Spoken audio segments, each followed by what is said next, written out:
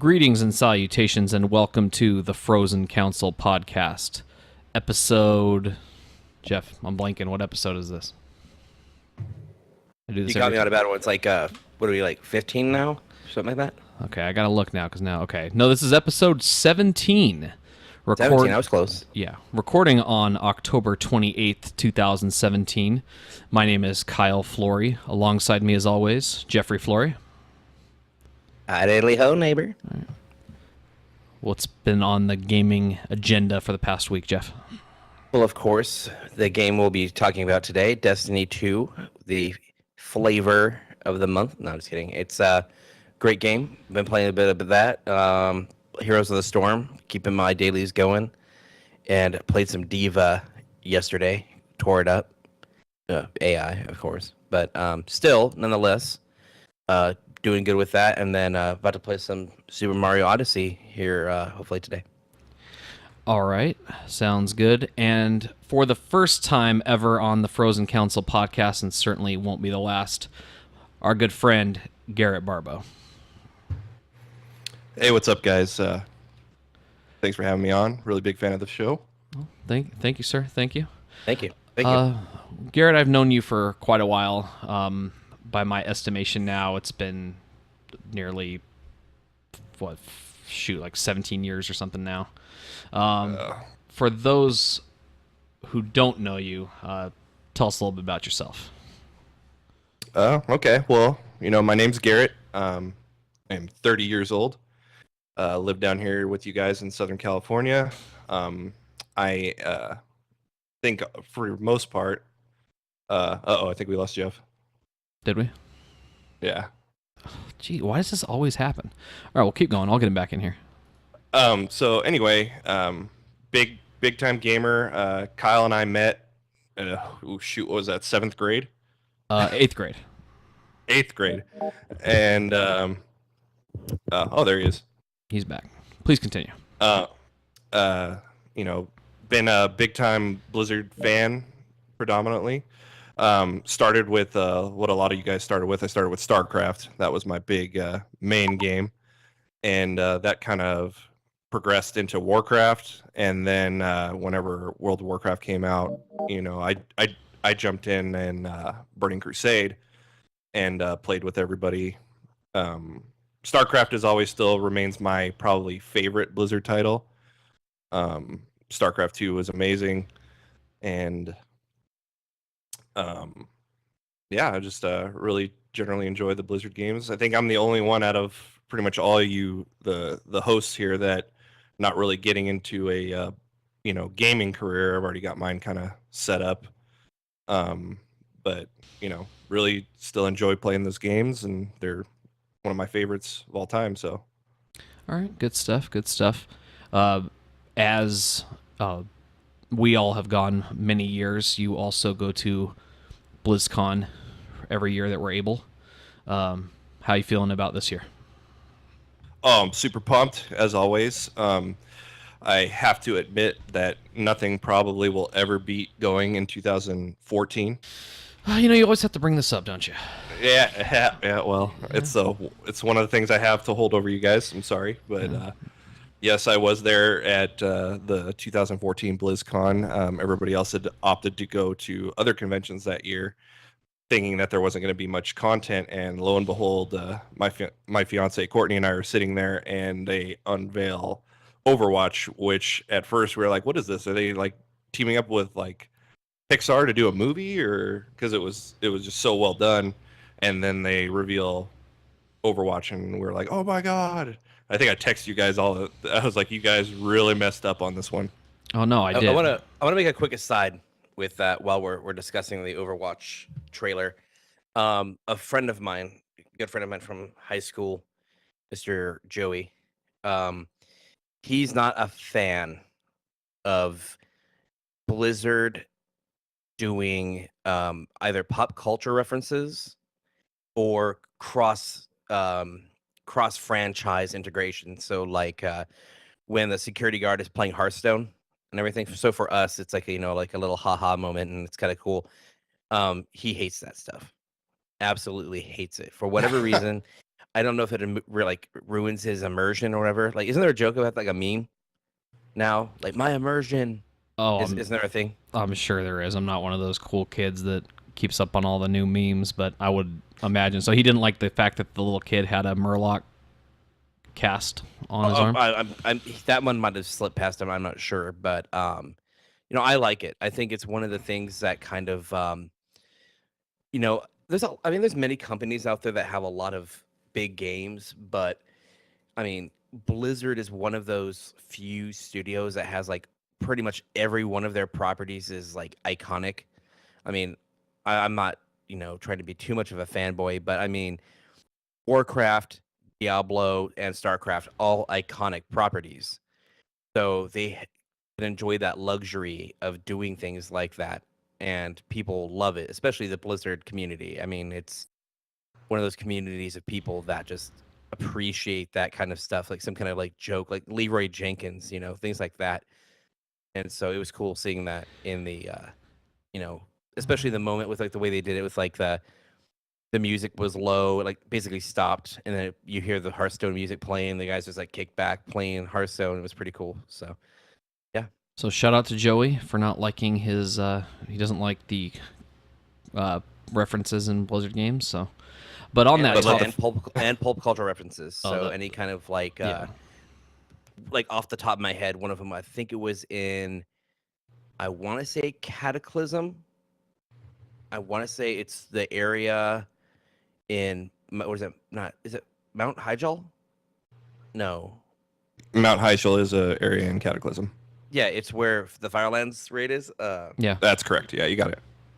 There's I want to say it's there. There's a place where you're doing. I might be wrong. I could completely have this twisted, but there's an area where you're helping the wolf god. Yeah. Oh yeah, I know what you're talking about. Is that right? Yeah, I don't. And there's one of the NPCs' names is like something Duran. Oh, like that. Okay. And she's like talking, and she says something about it straddles the line between discord and rhyme, or something like that. I'm like, yeah, Duran, and then of course, so he would hate that, like just like I don't like that. It's like I don't understand it. I think it's awesome. It's one of those things that makes it cool. It's kind of like a little joke. You can't take it too seriously. I mean, come on. Yeah, but now that Garrett brought it up, and now I gotta relive that because, like I said on when we went on Hawkeye's podcast, BlizzCon Countdown, I had to that decision to not go to BlizzCon 2014 will haunt me for the rest of my life. I remember, and it'll never happen again. No, hopefully when Diablo 4 is announced and stuff, hopefully I'll be there. We got to do when you said it's gonna haunt you for the rest of your life, it made me think of I have long feared. Oh yes, Patriot. Glorious film. Great movie. Glorious film. Hit me with a little bit. But no, let me see if I can find it. That's a little inside joke. That I have long feared my sins. Oh, God, let me see if I can find it. Hold on. And the price is more than I can bear. Oh wow, I can find it. I think I found it. Hold on, here you go. I have long feared that my sins would return to visit that's me. basically it. That's our sin, is that we missed And the cost probably is one more of than the I can most bear. epic BlizzCons ever. I mean, because Yeah, I was.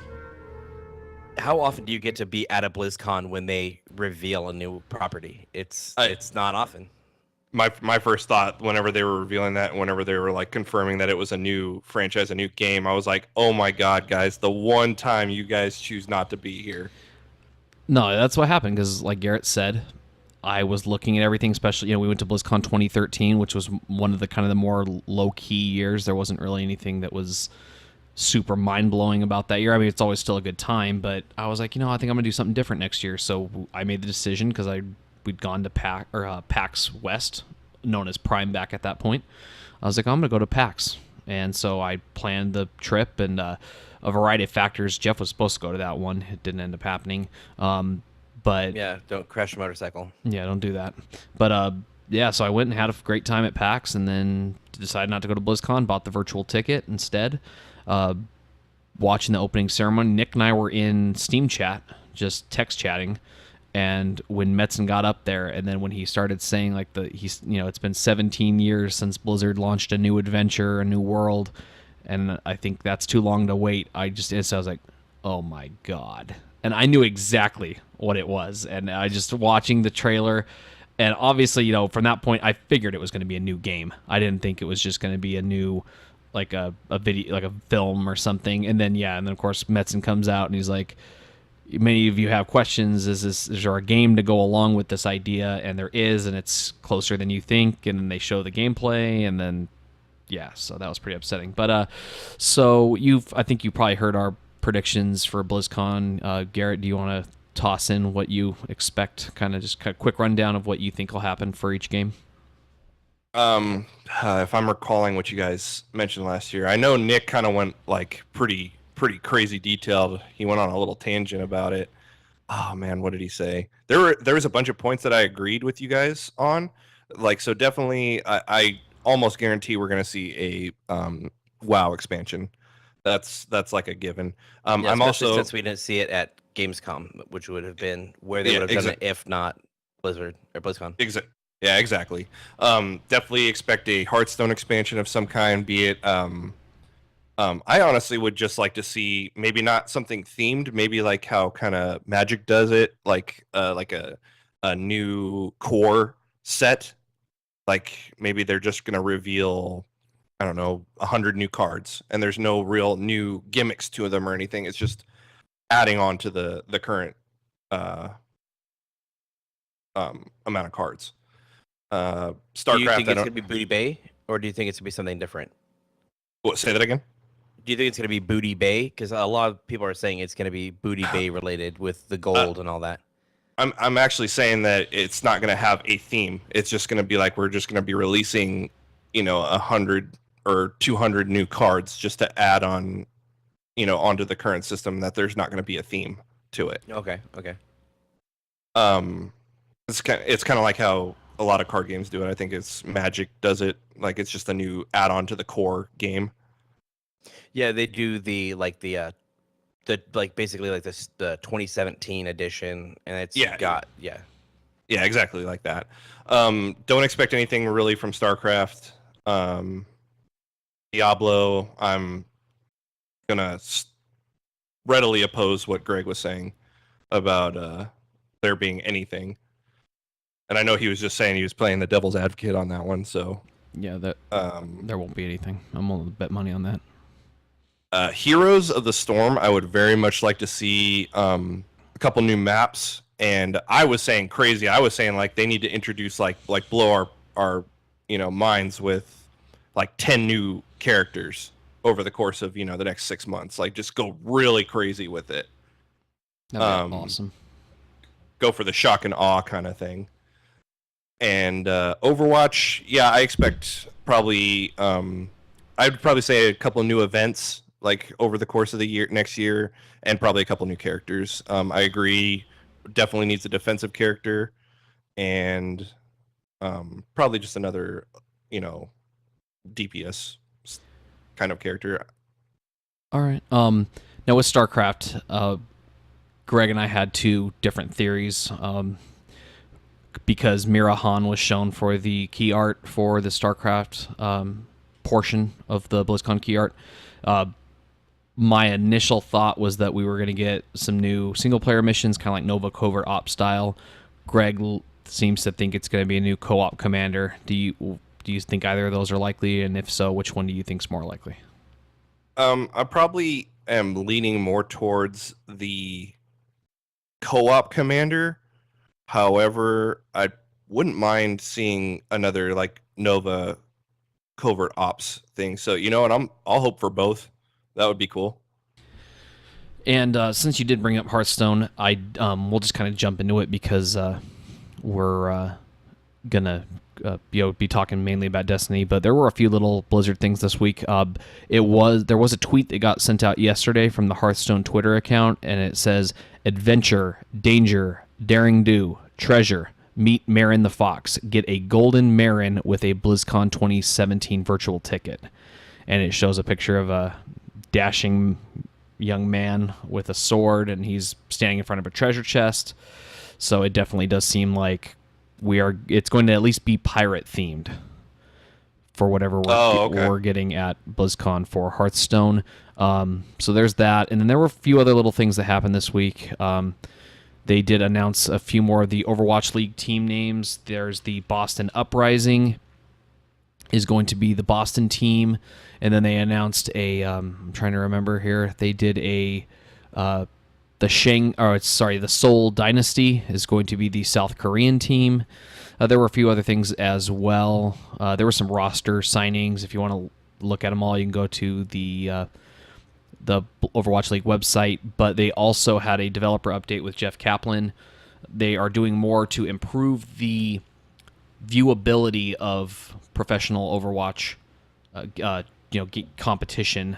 So what they're actually going to do is they're going to make like team colors. So even though there is a red and blue team in the game, it's still not really clear who is on what team because, everyone has their individual skins and everything. So what they actually are doing is they're going to make it to where there will be a color for the team.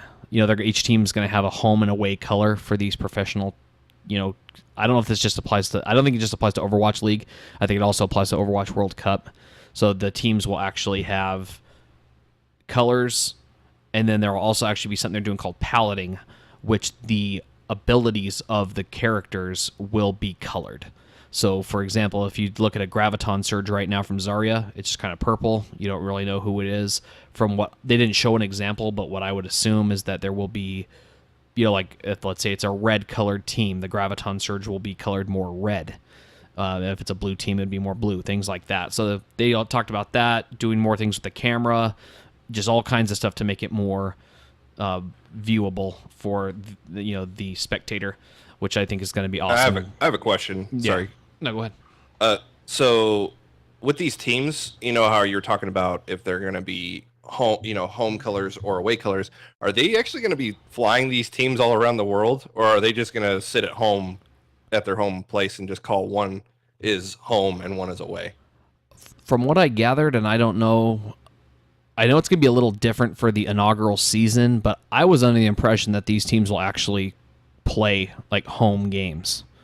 So, I think that only makes. I think they'd have to do that because like you can't have like let's say the LA team playing the Boston team.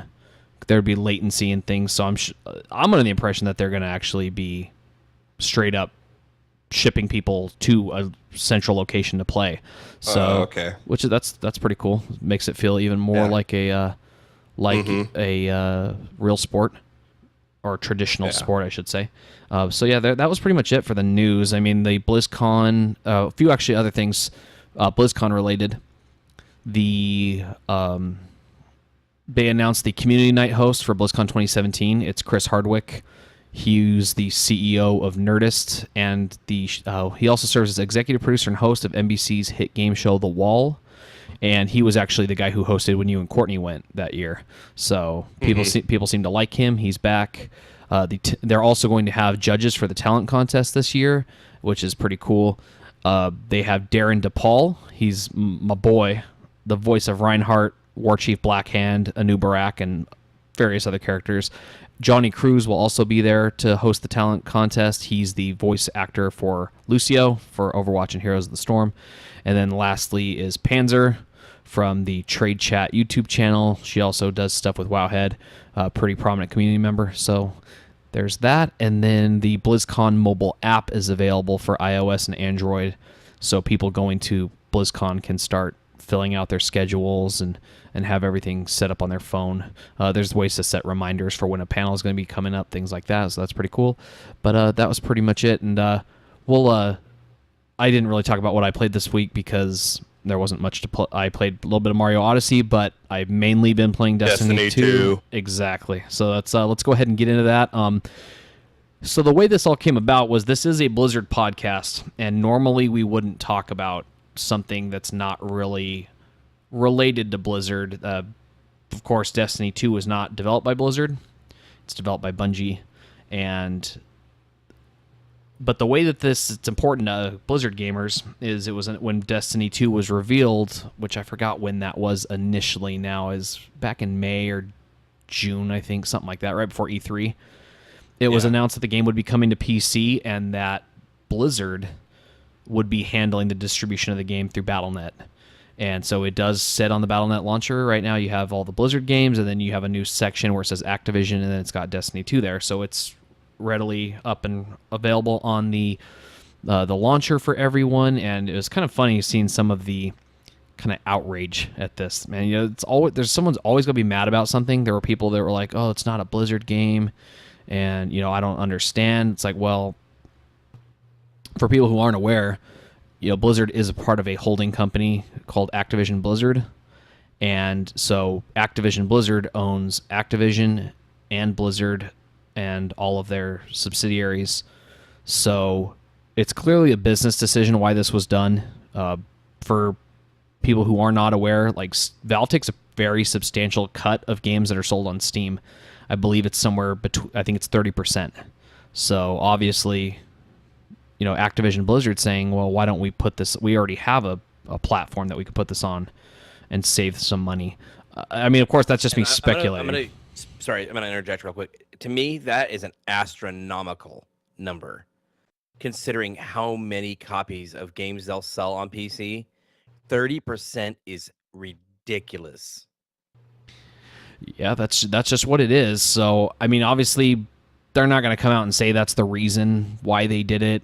Oh yeah, but it is. That may not be the only factor, but that played a big part in it. So that's why it's on there. From my, from just kind of, it makes sense that that's why they did it. Why give Valve 30% when everyone who uses Battle.net is, I don't hear any complaints about Battle.net at all. It's perfect. Well, it's not perfect, but it works the way it needs to work. You boot it up. If a game has a patch, it updates. The chat software is really, really well done. They just updated all the social features for it. So it makes sense for that to happen. But so that's why it's, on the Battle.net launcher. But so let's go ahead and get into it. Wait, real quick. You want to hear my off the wall prediction for BlizzCon? Are you Heroes of the Storm character for Destiny, or Destiny character in Heroes of the Storm, like Greg said? No. Okay. My off the wall prediction is that they are going to announce, they're like, oh, so by the way, we, since it's on our launcher, we just decided to buy it from Bungie, so now it's officially a Blizzard title. No, that's not would not happen. Not gonna happen. Off the wall. Yeah, well, no, that's definitely off the wall. But there is actually one thing that's important about that too, for people also not aware. Typically in the video game industry, a publisher owns the game, and then the developer makes it. Bungie's in a very special kind of situation with Destiny. They own Destiny. They entered into a 10-year publishing agreement with Activision. So after that 10 years, actually, if they wanted to go and let's say EA run it, they could do that. I don't see that happening. I'm sure. Please, no. No, I don't see that happening, especially like with. I mean, they could. It would be a. I'm sure Activision will hold on to it. They'll do whatever they need, especially now that they have Destiny 2 on PC tied into their own service. I don't see that happening, but no, that's a pretty good off the wall prediction there, Garrett. I'd say there's probably 0.01% chance of that happening, but pretty good. I can dream. So why don't we get into it? We've all put quite a bit of time into Destiny 2. We all, thank you, Garrett, ended up buying it on. Oh, you're welcome. Yeah, this is a little bit of backstory. Our whole group of friends was, we're like, let's just wait and get on PC. It was announced that it was going to come about a month after. That kind of sucked, but we're like, whatever, it's only a month, let's just hold out. The game comes out on PS4. Garrett posts on Facebook, I was weak, or something to that effect, and he had it on PS4. It didn't take very long after that for Jeff and I to crumble as well. So we all three ended up buying it on PS4 and then still bought it on PC.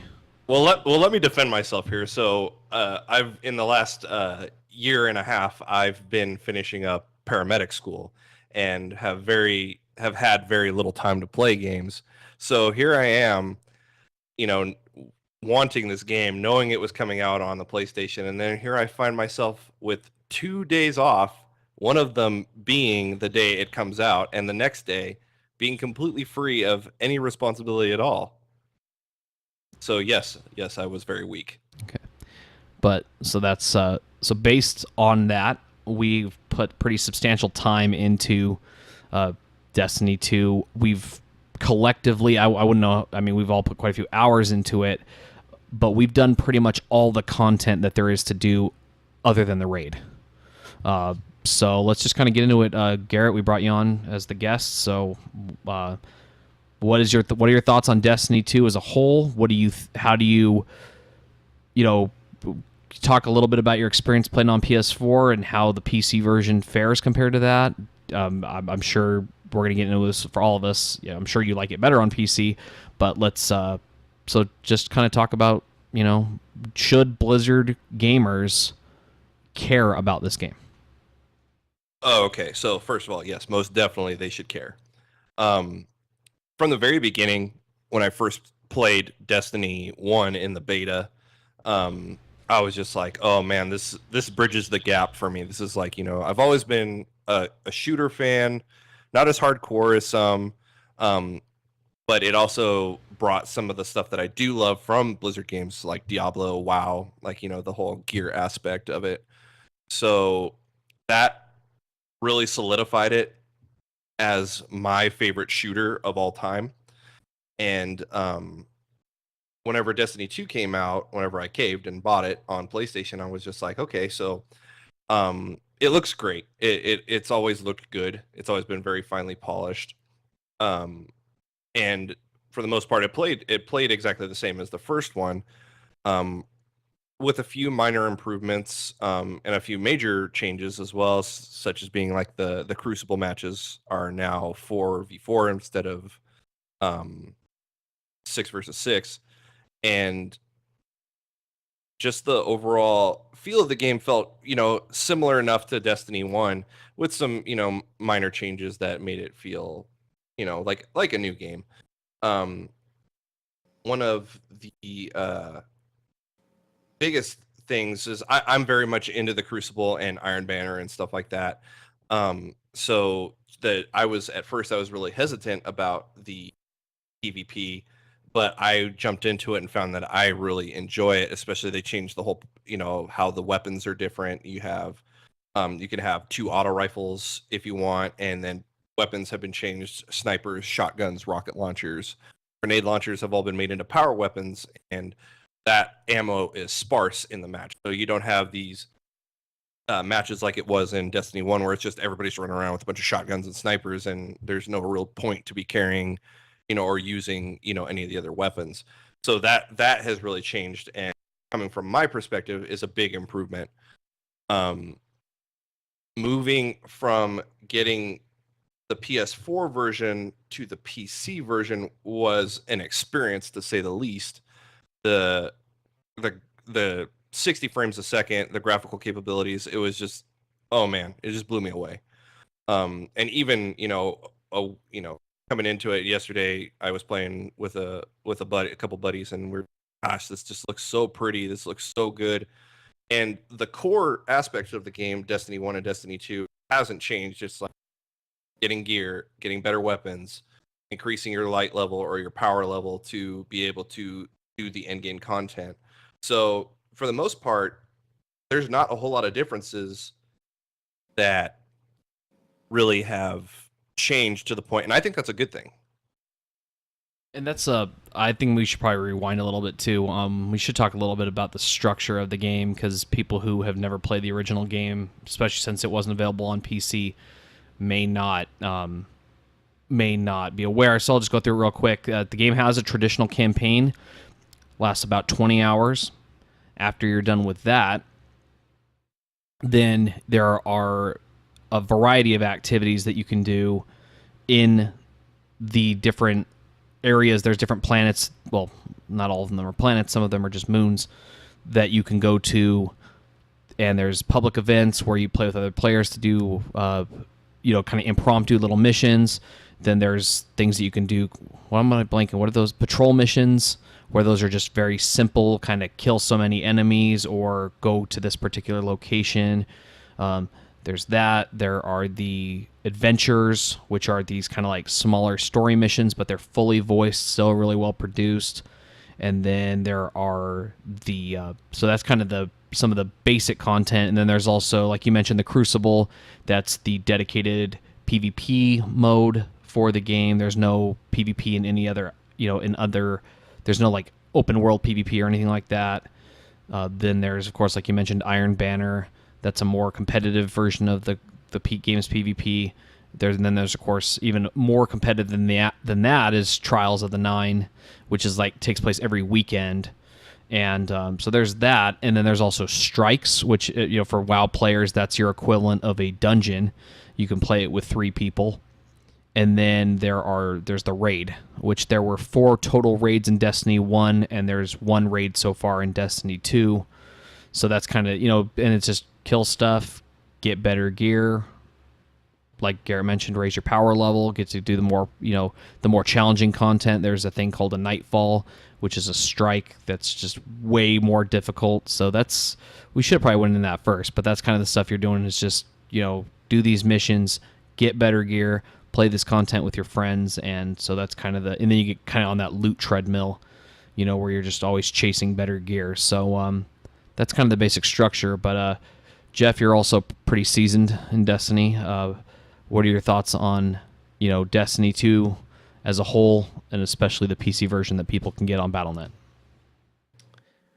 Okay, let me start with my thought on how it stacks up to the console version. I don't want to be that guy, but it running at 60 frames and just the resolution and everything you can get on PC is just absolutely just on another level. I mean, it's weird how the 60 frames a second,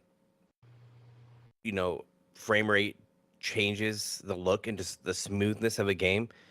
But in a shooter, I think that's kind of a big deal. I couldn't imagine, like, say, playing Doom at 30 frames a second. Like, it would, to me, be jarring at this point. It'd be just weird because it just kind of aesthetically just doesn't feel as good. It's like not as smooth. So of course a smoother experience, especially in a game like Destiny, is kind of a big deal. I think the PC changes the frame rate and the control scheme being, mouse and keyboard changed the PvP aspect, the Crucible a lot. It feel like in the console version, I felt like I kind of had like just a natural, like I could do a little bit better. But I noticed when we started trying the Crucible on PC, it was amazingly different. Like it was getting just destroyed. Like us getting destroyed just a lot easier. It was crazy. But so that's it for like kind of like the overarching stuff I want to hit on for right now, touch on. But I want to just talk about the game as a whole. And I feel like this game it showed that Bungie listened to the criticism about Destiny 1. I loved Destiny 1, and I absolutely loved Destiny 2. I think the story was handled way better. I think having those little the little cutscenes in between, and it's coming because it shows the Red Legion symbol, and it's Gaul talking with the speaker, and they're going back and forth and having their little, as somebody put it in some article, I can't remember which now, maybe I want to say IGN or Kotaku or something. They said like these little rap battles, essentially like the little dissing sessions between the two of them. And one of the ones I liked was like, like Gaul asks like, what makes a guardian, basically. And he says like courage. The speaker says like courage. It says because courage leads to, what is it? Sacrifice. Or eventually it leads to sacrifice. There's like another thing. It's like, fear leads to anger. Anger leads to hate. Kind of thing. But then he goes, so feel free to go kill yourself. It's like, oh damn, So that was pretty cool. But I gotta say, man, like to me, I mean, I don't want to detract from anyone's performance in this game. Everyone did great. I mean, it's great hearing those, same voices because to me they're all, I don't want to say iconic in general, but to me, like they stand out because it's just the voices, like you know who they are. You kind of get a better feel for the characters in this game, I feel. But because Zavala's great, Ikora's great, but of course the standout is Nathan Fillion as Kate Six. I mean, I was laughing many times in the game because of him. It was great. I mean, he's just a funny guy. I feel like just like it's his delivery and like his voice and everything. Because I mean, you see him on like Rick and Morty. He was great there. Just all in all, just great. But like there was like certain moments when like I think, I want to say where is it? It's towards the end of the campaign. It's when I think you're maybe escaping somewhere, and everyone's like kind of like chattering on the comms, and Kate is asking Zavala. He's like, "So Zavala, when you were telling the Guardian that you needed me, did you by any chance cry like that?" And that was great, and it's awesome, and it's just overall, I love how they played that. Because like how Cade 6 is like basically the comic relief of the game, and I love that because the game has its epic moments and it's really cool. Like it's just like I said, it's just epic in scope and like just really dramatic. It's not like like I said, it's all epic. It's not like heart wrenching like because I mean they play on like, oh, we might die, this might be our last death, but it's not like The Last of Us, which is a very deep, emotional, sad game. But you got Destiny 2, it's got the epicness, but it's also got the comedy rolled up in it. And there's like a couple moments, and I feel stupid because I don't think I got it the first time. I mean, maybe I did, but I kind of had like a moment. I was like, "Oh my god, I'm an idiot." Where the chicken scares that one was like a centurion, and he says he calls him he's like, "Oh, thanks, Colonel," and I was like, "Oh, nice." Yeah, So, they also say that that's worked like 5 times now. Like they keep using the chicken as a distraction, and it's worked a bunch of times. So yeah, I love it. It's great. I think I mean I have my concerns, of course, and it's one of those unfortunate side effects with a game like Destiny being so huge that content, can be possibly few and far between. But I think we'll be all right. I think we'll get maybe some little updates hopefully in between the expansions, but overall they're off to a great start. They did a great job with Destiny 2. Okay.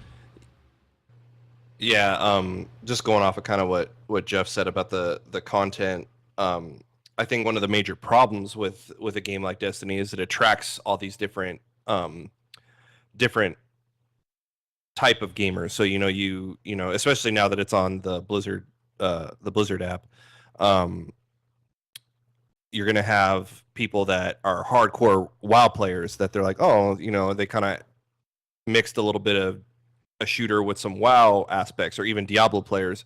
Oh, I might try it, and then they get hooked, and it's just like the same kind of story that everybody has. Is like you just power through everything because you're liking it so much, and that you eat up all the content like super fast. Because a game like Destiny, it's a shooter.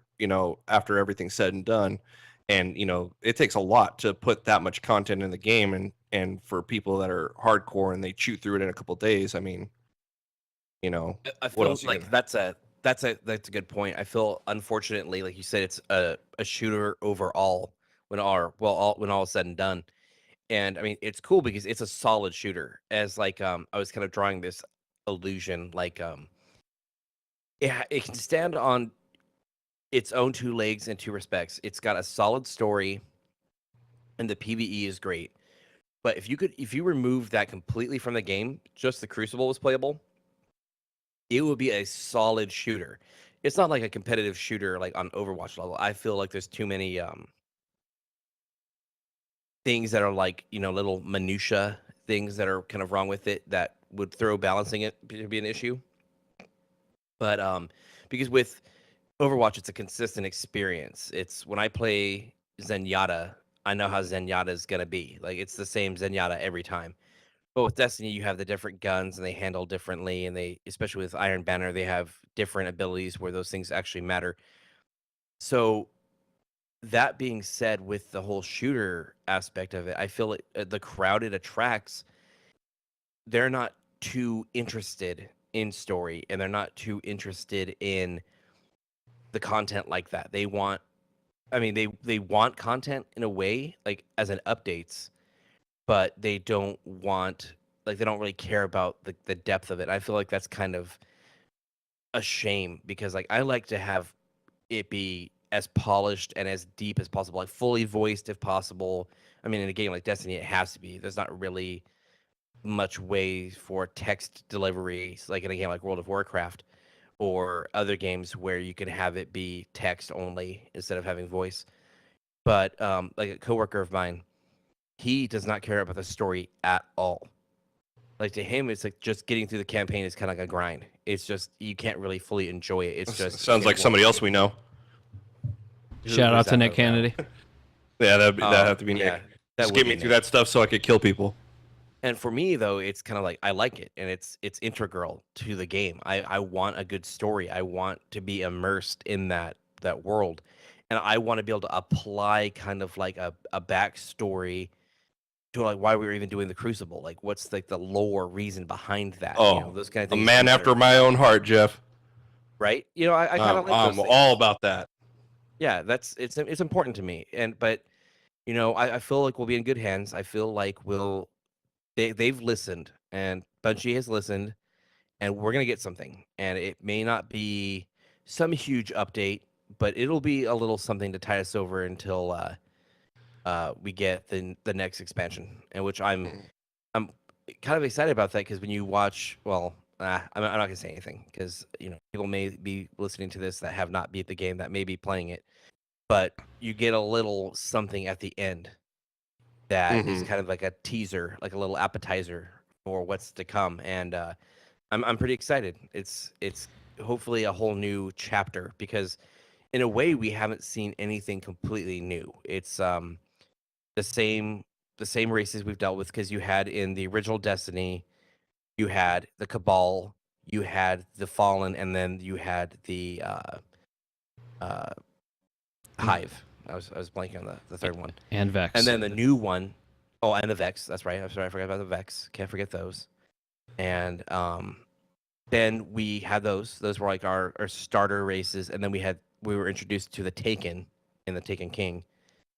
And so that was like the newest. Basically, that is still the newest faction in the game when you think about it, because like the Cabal is like, I mean, we see the Red Legion, but that's still just Cabal.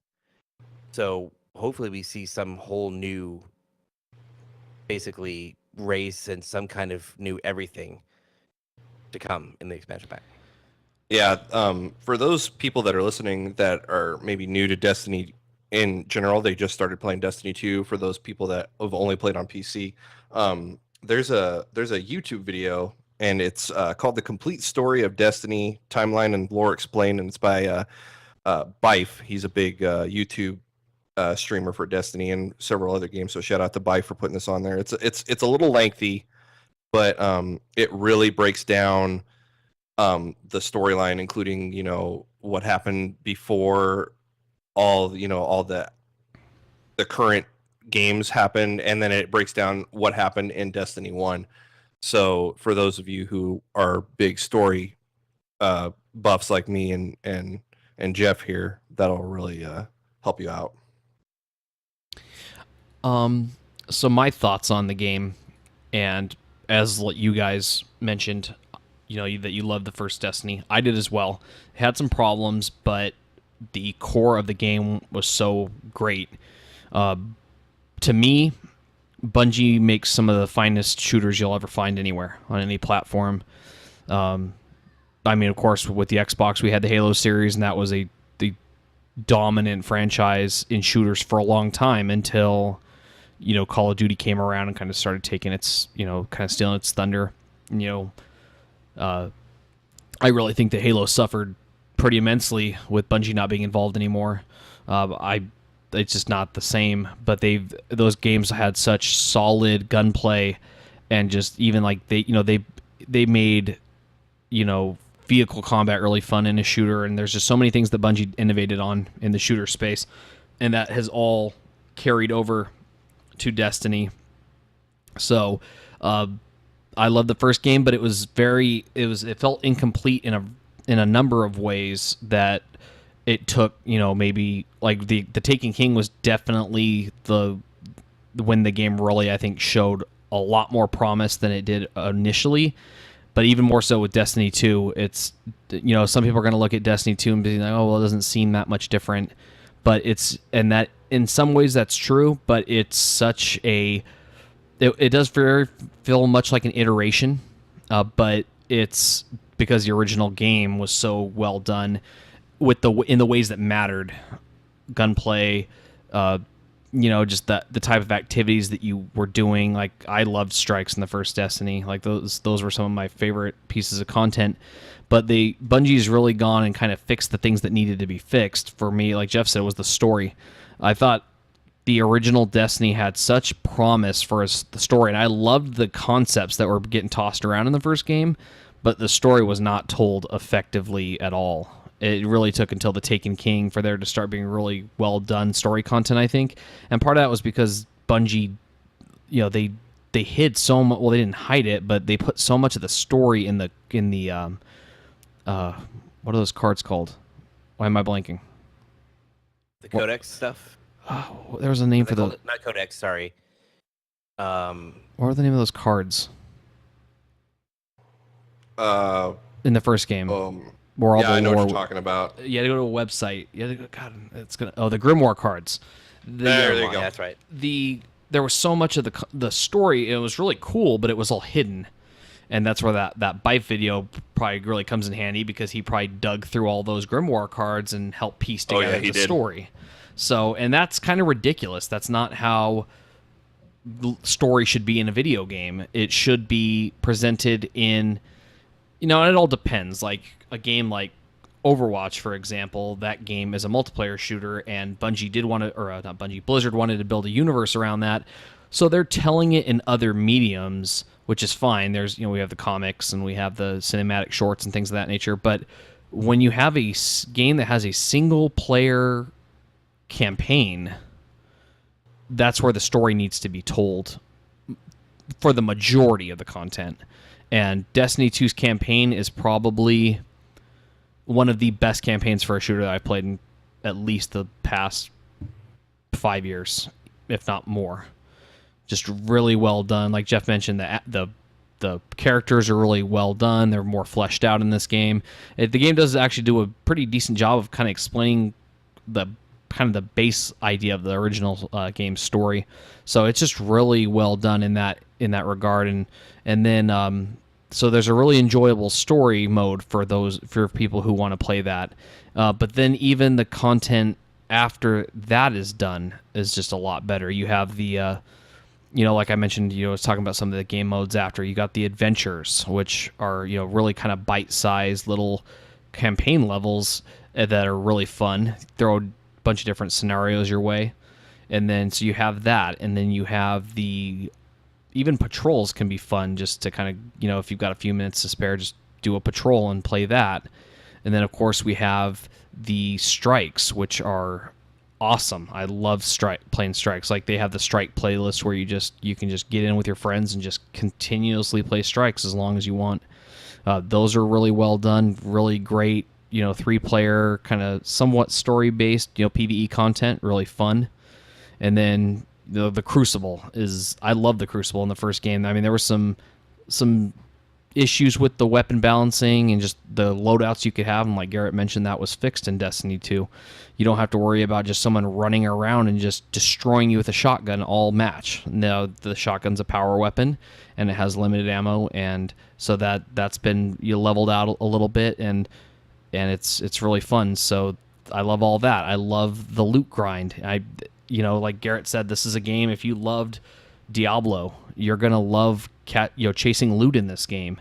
And I'd argue that it's even more compelling than Diablo, because you have the exotic quests that you get to get these different exotic items, and so you'll have a story told to you while you're pursuing that exotic item. So that's really awesome. And on the subject of loot, I think you guys will agree, Destiny has probably the coolest looking loot out of any game ever made. I would say like I love Blizzard stuff, but like, and I love WoW gear, but just Destiny's is on another level artistically, and just even like the flavor text is epic. Like yeah, when you get a new what I get, the Crown of Tempests, that's a Warlock exotic helm. Well, first of all, ew, Warlock. Okay, but, sorry. Okay, but anyway, and just it looks amazing. Like the helmet looks like it's chiseled out of like the helmet looks like it's been chiseled out of like crystal or something, and then you look on the inside and you can't see your character's face because there's just kind of this hazy smoke, and then it's got this crazy looking crown on it, and just the gear. That was one of the things when we first played the alpha for Destiny 1 or the beta or whatever it was. I remember showing Jeff, like, man, look at these weapons. Like, look at this armor. Garrett was saying ew about Warlock because he plays Titan, which is one of the 3 classes in the game. But, like just some of the kind of the more legendary exotic items, like for the Titan, like an insurmountable skull fort. It's just this crazy looking helmet, and just I forgot the name of it. Something feedback fence. It's the exotic the ACCD feedback fence. Yeah, like you have these just artistically amazing gear pieces that you get, and your character looks really cool. But on the subject of gear, I do want to bring up the not a fan of the shader system. I don't like the fact that they're consumable. Obviously Blizzard or I keep saying Blizzard. See, now that these games are so tied together, I'm gonna keep saying Blizzard. Just embrace it. Bungie made shaders consumable because they want to sell you bright engrams, which are kind of a form of kind of loot boxes in Destiny. You can earn them just like Overwatch just from playing, but you could also buy them. And so now there's certain consumable items in the game, and unfortunately shaders are one of them. So I'm not a big fan of that, but yeah, they are purely cosmetic though. They are, and I'll give you that. And now in the bright engrams you can also get weapon mods, which I was really concerned about at the beginning. I'm still not a huge fan that those are consumable and that you can get them in loot boxes, but it's not as big of a deal as I was initially expecting it to be. No, you hardly get them in the bright engrams that I've opened. I've maybe gotten a few blue weapon mods. I've never gotten anything too crazy in them.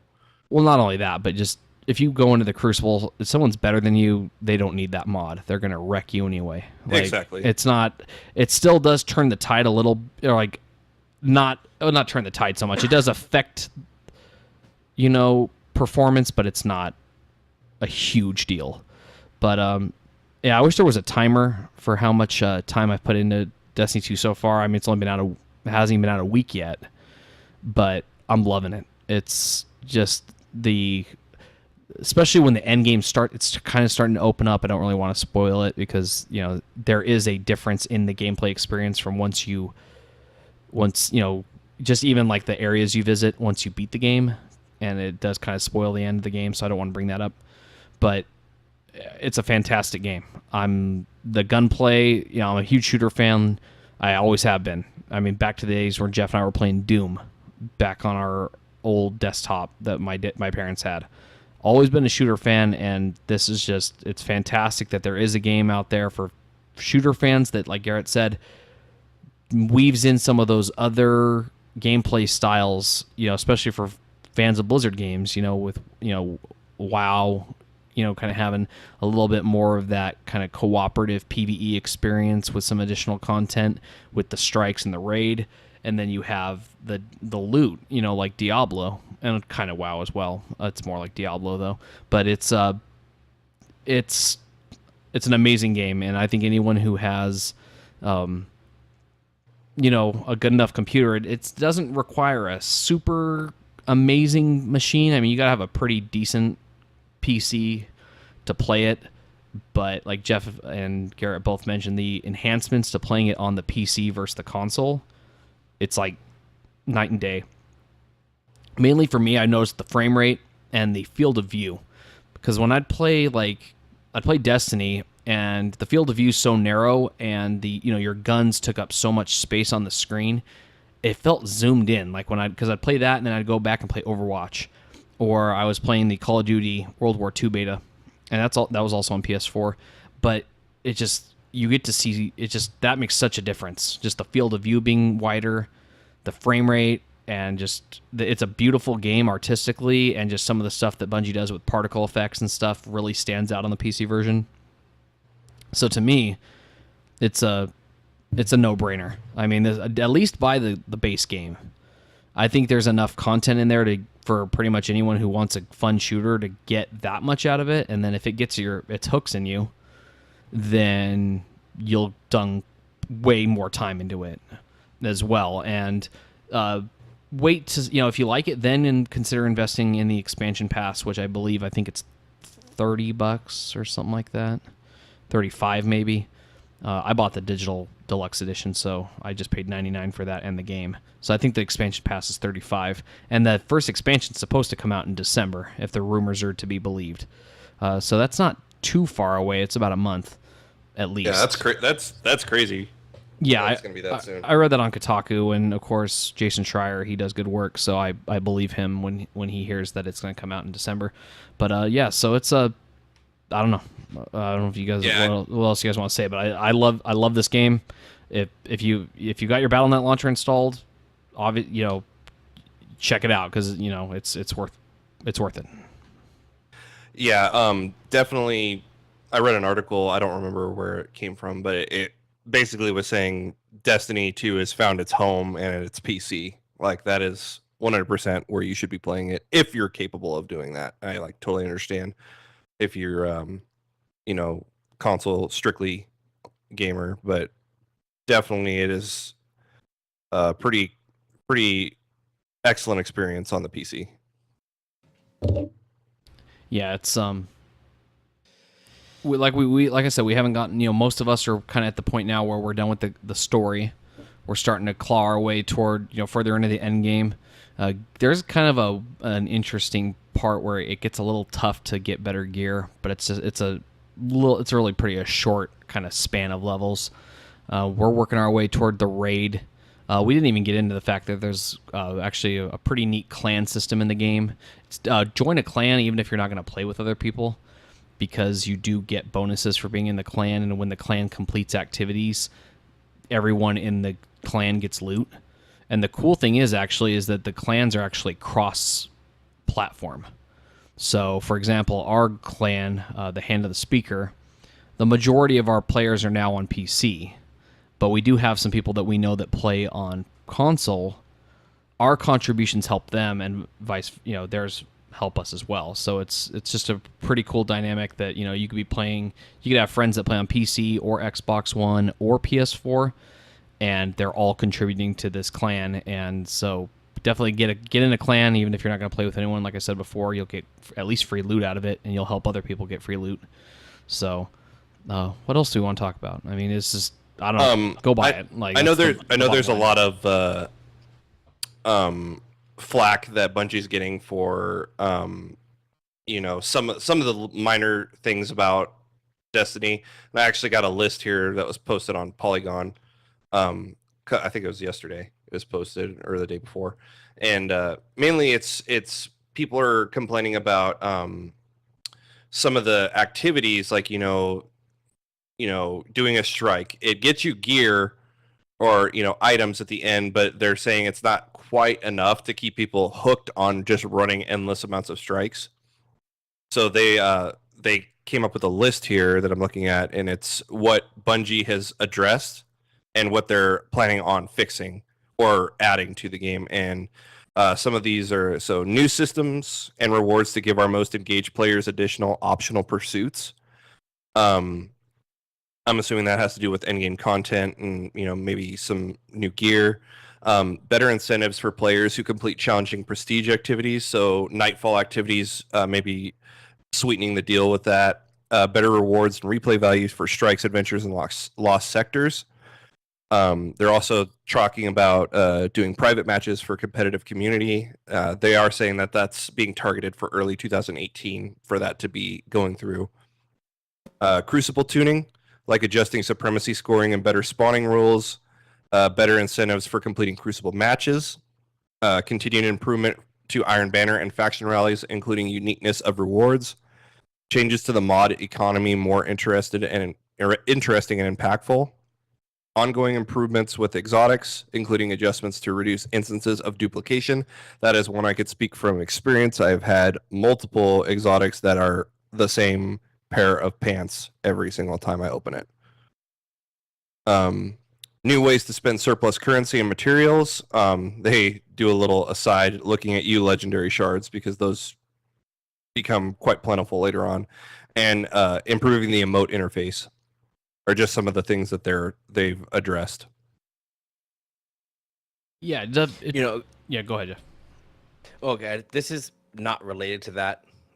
This is just one thing I wanted to bring it up earlier, but things kind of got off to a different direction. But this is one thing that me and another coworker at work that played Destiny 1, I mean, likes the games. Maybe not as much as we do, but enjoyed the games. And we were discussing this, and we both agreed on this point.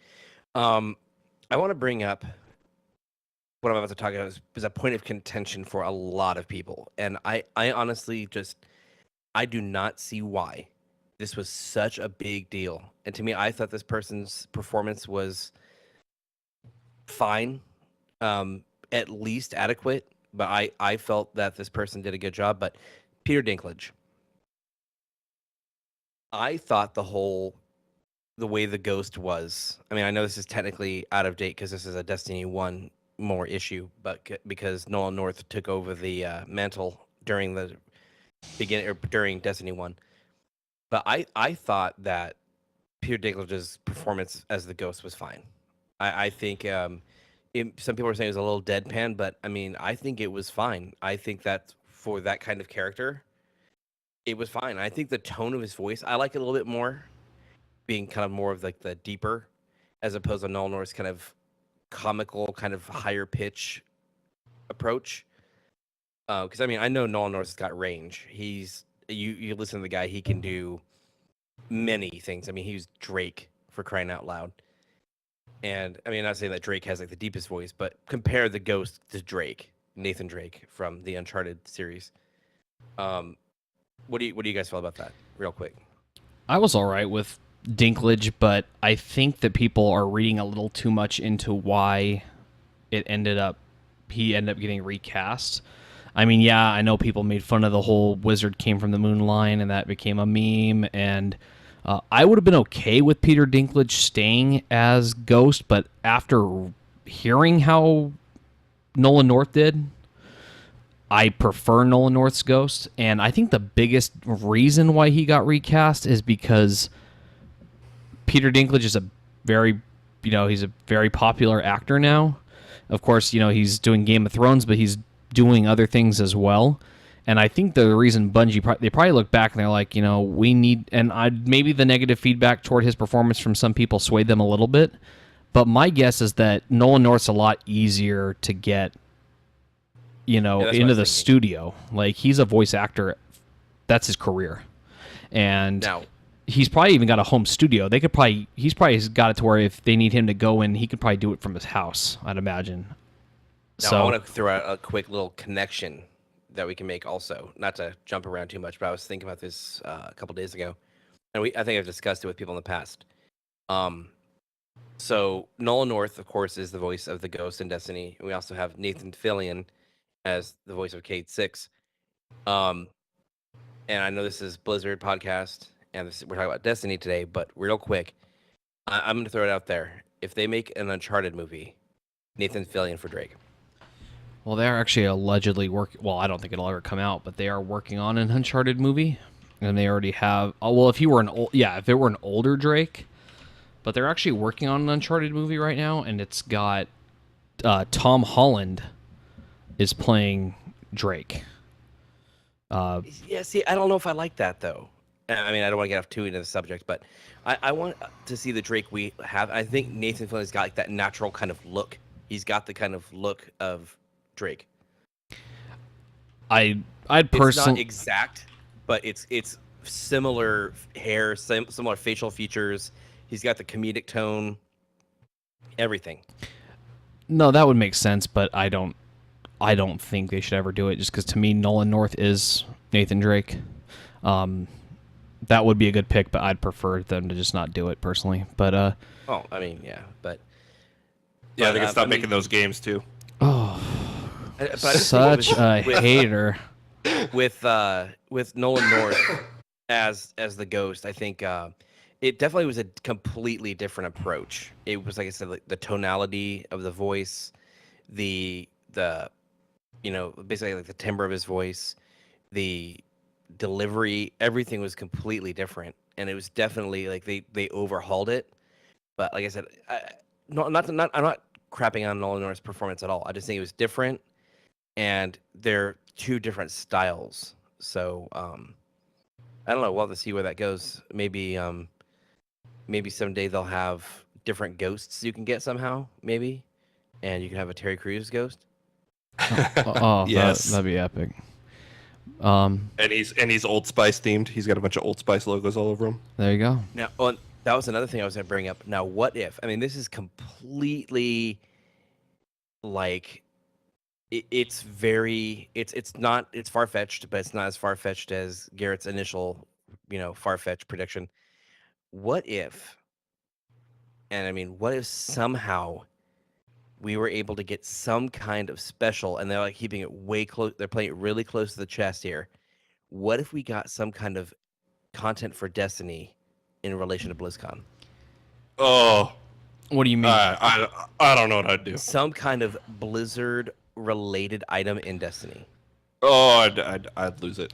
Maybe not like a logo or something, but some kind of like themed item, like almost like an orcish looking weapon, like a heavy weapon that looks like something that'd be like used by an orc, like something like with blades on it and almost like wooden looking, like something like that. What if we got something like that?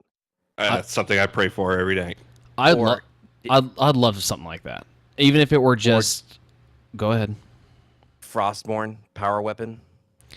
Something like that'd be cool. That would be nuts. But here's the problem, and I was thinking about this because we talked on our predictions podcast if Destiny will have any type of presence at all at BlizzCon, and I don't think it will. They're not going to obviously have any, stations set up playing it or anything. But I thought, maybe they'll give us like an emblem or something. Oh, that would be cool too. That's what I thought initially. And I thought that would be the most we'd get. I didn't see us getting any special weapons or anything. The reason I say that is definitely a hard sell. The reason I say that is because for those people who are not aware, Activision and Sony have a pretty intimate marketing relationship for Destiny, not just Destiny 2, but Destiny 1. Destiny gets the PS4 version of Destiny and Destiny 2 had exclusive content that was timed. So rolling back to Destiny 1, there were exclusive strikes and there were exclusive weapons that you could only get for a period of time on PS4 before it rolled over to Xbox One. That relationship has continued with Destiny 2. There is a strike right now that you can only play on Destiny 2 on PS4. Because of that, I don't think you're ever going to see the PC version of Destiny get something that the other ones don't. Because there's probably some language in that contract with Sony that they get the exclusive content. Like, that's probably the thing, so it sucks. I would have loved to see some kind of nod to Blizzard because, I think that this game being on Battle.net is going to really help Destiny because, like we said, like Garrett said earlier, the people who play, Destiny's going to appeal to people who play Blizzard games because of their, it's got the WoW and Diablo sensibilities a little bit, but I don't think that'll happen because Sony would probably they'd probably have a fit, and there's probably some kind of language in the contract that prevents that from happening. Yeah, but even if it's just simply like a cosmetic thing, you think it'd be that big of a deal? Yeah, probably. It could. And even then, violating a contract is violating a contract. They'd have to get special permission from Sony.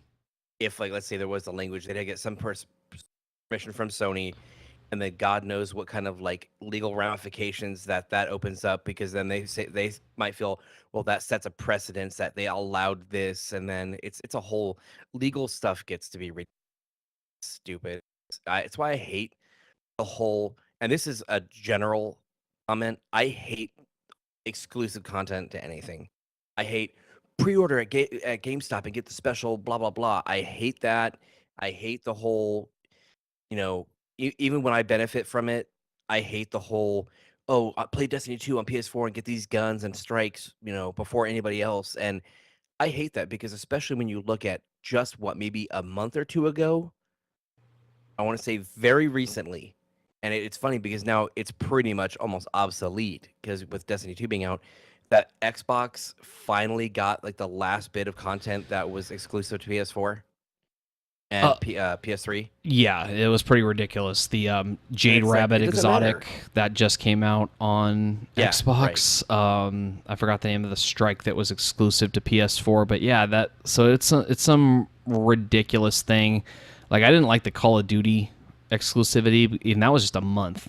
And this Destiny, that's one thing I will say. Yeah, I wish that Activision would consider not redoing this, but they're probably getting so much money from Sony, because Sony. Well, it's probably more just the marketing, and because marketing is expensive, but to have Sony like throw in Destiny 2 all over its promotional materials, probably pack-ins for games, things like that, it's a lot, and selling that kind of stuff is a big deal. Like, I mean, they want to get the game out there, but to me, it's such a cop out to Bungie. I mean, I'm honest. I might have to just speak my mind here.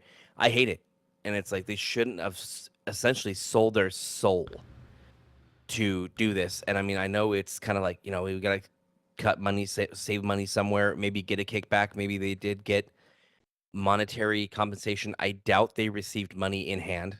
I think, like I said, it was some kind of, hey, we'll do marketing for you, or we'll do this and that, and there's some kind of agreement in that way. But to be able to have content for a year, that has to have a hefty price tag. So it must have been like, we're gonna plaster this game all over everything for a long time to get this game sold. And like I said, I hate that the developers in general sell their soul, and they do that, and it irks me. It really does. Yeah, it's certainly frustrating, but that's why I don't think we will see anything exclusive. As much as some kind of Blizzard crossover makes sense, especially with this arrangement of having Destiny on the launcher. I mean, it would be. And unfortunately, it's the worst. Sorry, Kyle. Go ahead. I was gonna say, could you imagine like a Frostmourne sword in Destiny 2? Well, yes, that would be great. Yes, I can. And this is the thing, and this is why it bugs me. It's the worst type of exclusivity too. Like, if you get some kind of, like, I don't know, like, oh, you get a special like armor shader or something, like in games like maybe like Horizon Zero Dawn, for example, like, or Assassin's Creed, you get some kind of different armor color, like GameStop colors or whatever. Like, who gives a rat's about that? Like, who cares? But when you have content like a strike or weapons, Oh, no, that to me is the worst. There's Crucible type of exclusivity. It's Crucible maps too. I forgot about that. And Crucible maps, that's horrible. It's like the worst thing too. If it was just like, oh, you can get special shaders on PS4, like blue stuff, and maybe like an emblem or whatever. Okay, big deal. Nobody cares about that. I mean, people probably do care, but I mean, it's not that big of a deal. It's kind of like, yet again, not to go. I mean, it's just an aside because we're talking about this kind of thing, but it received a lot of negative feedback because it was kind of like they basically were poking fun almost at the idea that people were getting mad about it, and they were actually kind of almost trolling level with this. But there was an ad.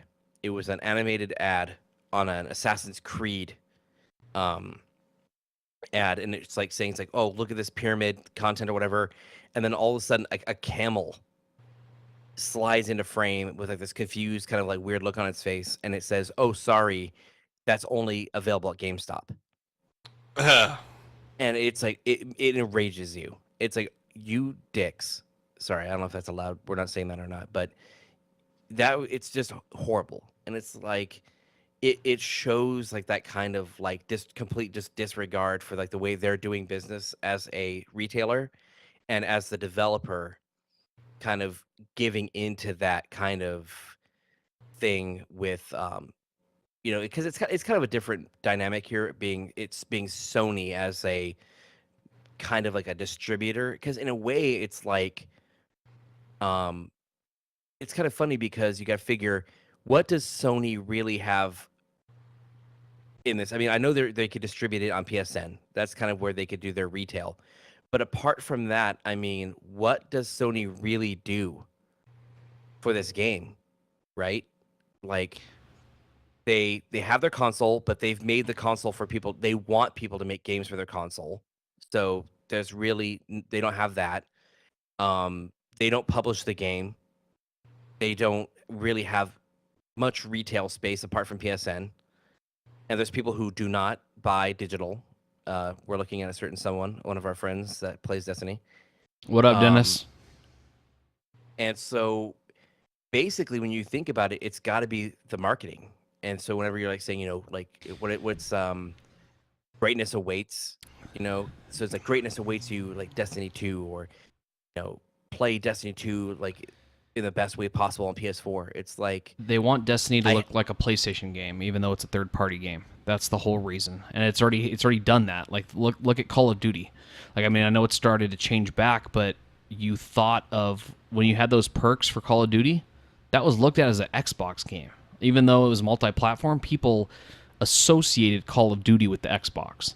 That's what Sony wants. That's what people want. That's what Sony wants people to do with Destiny. They want it to be synonymous with PlayStation, and it's already happened. It's already. I hate that too. I hate that because, it's kind of like the Android effect with Samsung. That people, when they call any Android phone a Galaxy phone, it's like, it's not a Galaxy. This is not a Galaxy. When I had my Pixel, they're like, oh, is that a Galaxy? It's like, first off, I hate that term, like a Galaxy. Like, that Galaxy equals Android. And it's like, no, this is a Google Pixel. Like, this is an Android phone, which that's what Samsung phones are, but it's not, it's not a Galaxy. It's not Samsung. It's Android. And that's the whole thing with Destiny 2. It's like, oh, it's a PS4 game. It's like, no, it's a PC and Xbox game as well. But because of the Sony exclusivity and it being plastered everywhere, like pretty much all of the marketing, it's all geared towards PS4. And it's like a shame because, and in this case, I hate to say it, because normally I'm really torn on what games I play on PC. Like certain games I feel like Crash Bandicoot. Like I could play that on a PC if they had it available. It's not because it's a Sony exclusive. But like platformer games to me, like, I mean, I know I could play with a controller and I could just hook it up to my PC, but I just, for some reason, I don't do that. I kind of like save space on my PC for games that are more PC centric, like Destiny. Destiny is a great PC game. So, and then of course, like another thing you have with console is you have, for me, Kyle knows this, like, platinums, like trophies, things like that. I feel like that works better on an ecosystem like PlayStation. But it's just back to what we were talking about in general. It bugs me that we're missing out on content. I mean, I know it's not much at this point. It's like, what is it? At this point? Is it just the strike? Strike, Crucible map. Are there any weapons we can't get right now? Yeah. Yes, there's a sniper. Oh, nah, that's not a big deal. But I mean, Yeah. it is, but it's a pretty good sniper. And it bugs me. And it's like, I wish we could just all have like a central, like a consistent experience, and we can all get the same content. And then of course, what does that do to Bungie's development pipeline? So are they going to start, okay, well, we have to prioritize, we have to feel like we've got to cater to Sony. So now we're going to create a strike and get more exclusive content on PlayStation 4. And then we're not going to be creating content that's going everywhere. Like, so how does that affect the development? And it just, it frightens me, but hopefully they'll handle it well. And we're going to get constant content across all the systems, all, Xbox, PC, and PlayStation. All right, well, we're going on a little bit of tangent. So, anything else about Destiny 2 that you Uh, guys want to add? yeah, I have a little thing. Is there anything that Destiny did in the past, to be it Destiny 1 or one of the expansions after? Was there something that they did in that particular expansion that you liked and maybe has not followed through into Destiny 2 that you would like to see brought back? Um, Um, Not really. I mean, I think that Destiny 2, from a gameplay standpoint, everything's it's a better game in every way, I think. I feel like Destiny 2 has pretty much got everything that Destiny 1 had that matters. But there is one thing I would like to see kind of come back and be more regular, and maybe be even permanent, because I feel like it would add, and maybe even if they expanded upon this content, it would make it kind of give some more dimension to the game and kind of give it some more replayability. Because I mean, I'm not gonna lie, it gets to a point where you can kind of get bored pretty easy. Like once you've completed everything, all you have is pretty much PvP. I'd like to see them make sparrow racing again, like a bigger part of Destiny, because like Okay. that adds a kind of a different dimension, because it's PvP, but it's not like shooting each other, which requires skill, and it requires reaction time, and all the different things, like is your mouse like the right kind of mouse? Are you getting the right kind of DPI? You have the sensitivity, like because all that stuff matters really. So to have sparrow racing again would be pretty cool, because I thought that was a nice little touch, and it was kind of cool. And then maybe I don't know how they're going to do it with the whole milestone system, but I kind of liked the what did they call it, the book. Like they have the different books, and you had to like do the different milestones, and you filled it up the book, and you got like different stuff as you completed the book, like the little book, Okay, the yeah. tome. Yeah. So Yeah, I would I like to understand. see something like that in the future. Maybe when we're getting closer, I'm sure they're going to do something, because I mean the game just came out. It's not even 2 weeks old yet. It's barely like just over a week, not even a week old, right? Right. On PlayStation or on PC. Yeah. Yeah. So to see something like that, I'd like to see that again with coming out on before the expansions. And I feel like that's another thing that we missed out on, and it's really kind of like it's heartbreaking to me a little bit, is that we got all those cool those things we got in Destiny 1, like those really cool like Founders Day, like you logged on day 1, you got like, or being like a launch person, you got special emblems and shaders and things like that. And then you got in the Destiny 2, you got emblems and stuff for being a Destiny 1 player, and we're missing out on that as PC players, and it sucks. Yeah, I hear you. The only thing I was gonna say is probably my biggest complaint about the game, and some people will agree with me, some people won't, was I actually liked the random weapon perks and mods that you got with weapons. I did enjoy, like, whenever that one time happened where you got that god roll on that scout rifle or that hand cannon. I really liked that, and I liked in House of Wolves how you were able to re-roll weapons, kind of Diablo 3 style. Um, so I know they kind of have gone with the set weapons like across the board, but I don't know. I really liked the reward of working really hard, grinding that weapon out, and then actually finally getting one with a really good roll, and like everybody looking and be like, "Dang, that gun rolled really really good. I wish I could get that." And then maybe they try, and you dump. That just brings more hours into the game. It's Yeah, just you my know what? opinion. Yeah, you know what? I'm gonna add on that. Um, that's something that I kind of I'm kind of torn, because it's kind of a good thing, kind of like I wish they kept it, because it added hours, like you said. It made gameplay like a reason to get out there. Was like how you leveled weapons. Like you took the Yes, weapon yeah, with you, you leveled it, you basically have the talent tree on the weapon, and you could like pick, like, I mean, you could do that now, but I feel it was more robust in Destiny 1. it Like there was definitely like was. way more. And I feel like that added like that depth, like, oh, okay, I'm gonna go out and level my Vex Mythoclast or whatever. And that added kind of a reason to play. And I'm all for that in any type of game. Give me a reason to play. Give me It's funny because people bitch about stuff like that. And they say, "Oh, it's annoying." It's like, but why?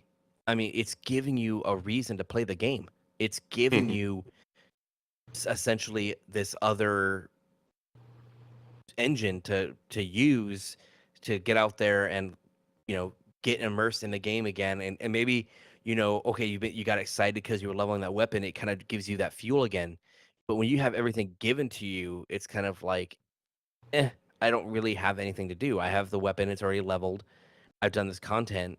Like there's no and it makes everything faster. Because now if I have this better weapon, now I've got to level it, and then I can go do the content, like I can do a raid or whatever.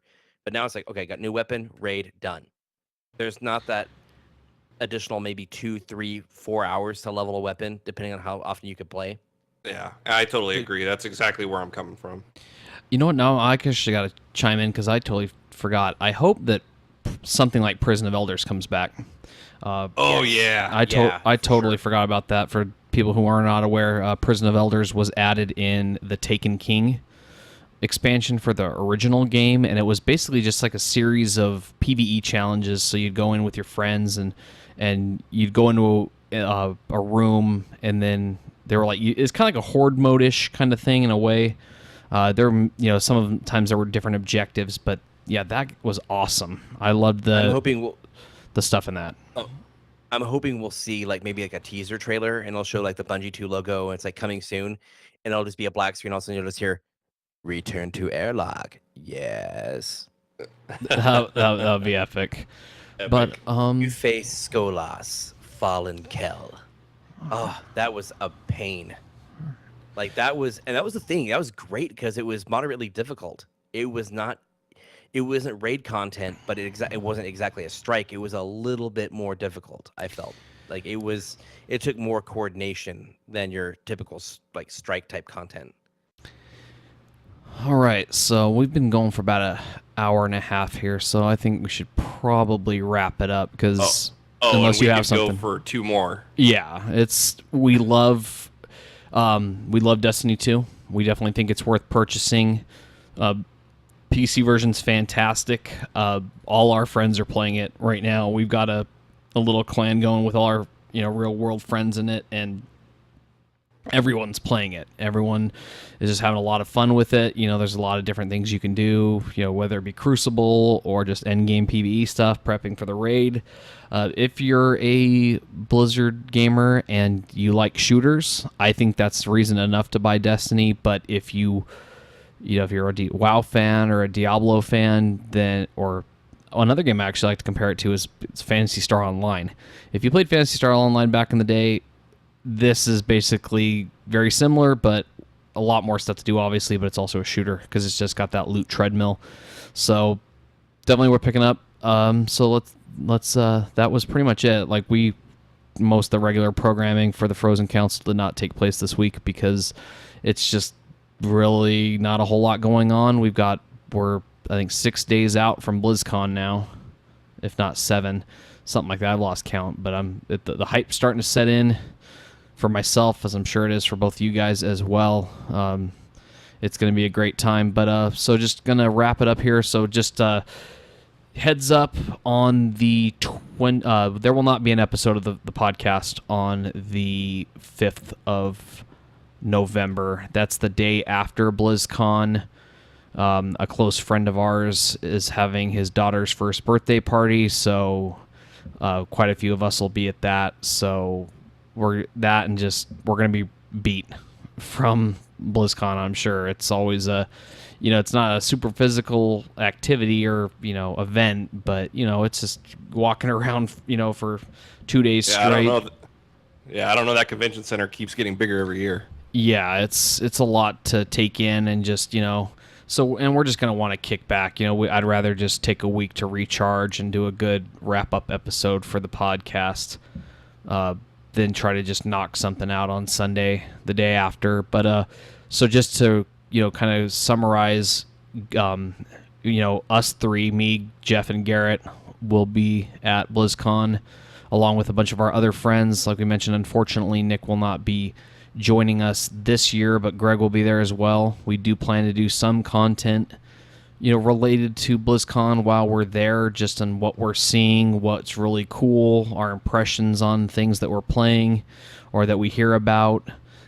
Just keep an eye on our Twitter and Instagram accounts for that content, and we'll pretty much start kind of doing stuff probably on Thursday, I'd imagine, because that's when we're all going to be showing up down in Anaheim, and look forward to seeing everyone there, and it's going to be an amazing time as always. So again, just to wrap up, this has been episode 17 of the Frozen Council podcast, Destiny 2 PC launch special. Just to wrap it up one last time, buy it. It's worth it. So we'll go down the usual stuff. You can get more information about our podcast at thefrozencouncil.com. We have our Twitter account, which is at Frozen Council. My personal Twitter account is Oyster Prime. You can catch Jeff at Loremaster J. Garrett can actually be... look, you actually have a Twitter account. Thanks to Greg for letting me know that. It's Templar Soul. Greg can be... He's not here today, but he can be followed at Bay_Greg. Nick's also at work, but he can be followed at Tap Dancing Kitty. We do have the Frozen Council Instagram account. That's just Frozen Council. And as always, you can get this podcast on YouTube, iTunes, Google Play, and Stitcher Radio. And for all of us at the Frozen Council and for Garrett, thank you so much for listening in to the podcast. Hope you enjoy your days and weekends, and if you're hyped for BlizzCon, hopefully it's a good one for us all.